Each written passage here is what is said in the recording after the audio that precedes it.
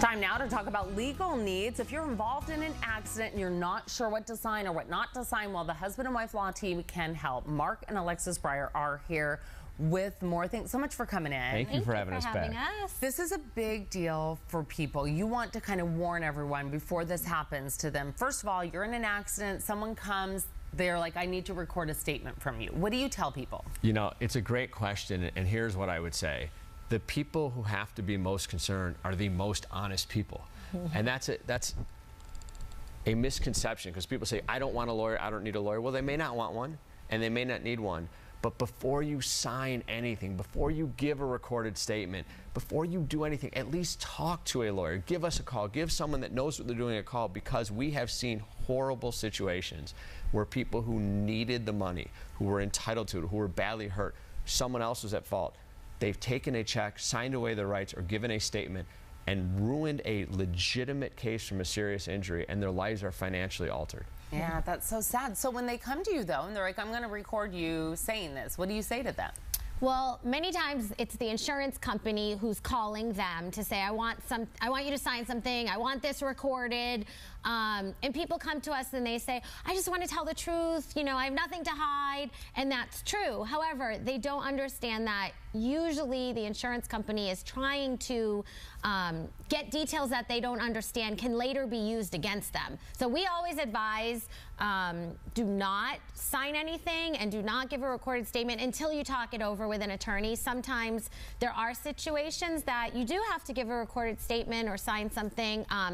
But from the get-go, you have to kind of be careful about that. And to add to that, it's an interesting point.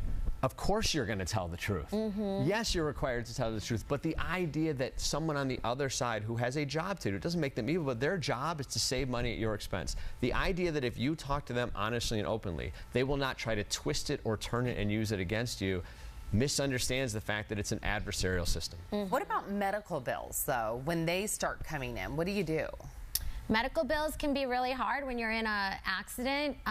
We always say try to use your health insurance. Even then, each scenario can be different, but it's good start to use your health insurance if you have it. Many people will say they're going to bill the insurance company, and that's generally not a good idea because of the way our system works. So a lot of people will make the mistake. They've been hurt, and instead of saying I'm going to use the health coverage I have, I'm going to try to bill the at-fault insurance company. And the number of reasons that causes difficulty is beyond belief. Your insurance company... Interesting, because I would not think that at all. I'd be like, well, no, I don't want to use my health insurance, because then that's what everybody thinks, and then it always backfires against them. All right, what if you don't have health insurance, though? That's a great point. There's a lot of different things you can do. There's doctors in Arizona who will treat on a lien, and they'll wait for payment. You can also try to go through Access, and for some people, they can make their insurance coverage retroactive. There's different things that will work. It just depends upon the person's scenario. Now, what about when someone comes to your home and they're like, okay, I have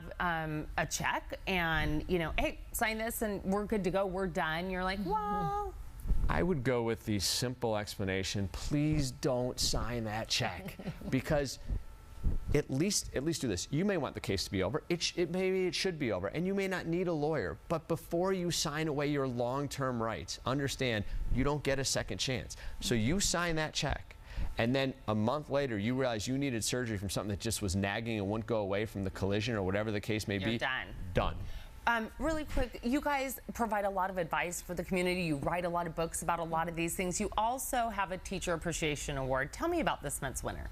You know what? It was so fantastic because we had the opportunity. We got a great nomination. We always keep it secret. And this month we got to go in, as you'll see, and surprise an amazing teacher. The class was going crazy. It was fantastic. Absolutely. Congratulations, of course, to them. And thank you so much for coming on. For more information, husbandandwifelawteam.com, or call the number on your screen.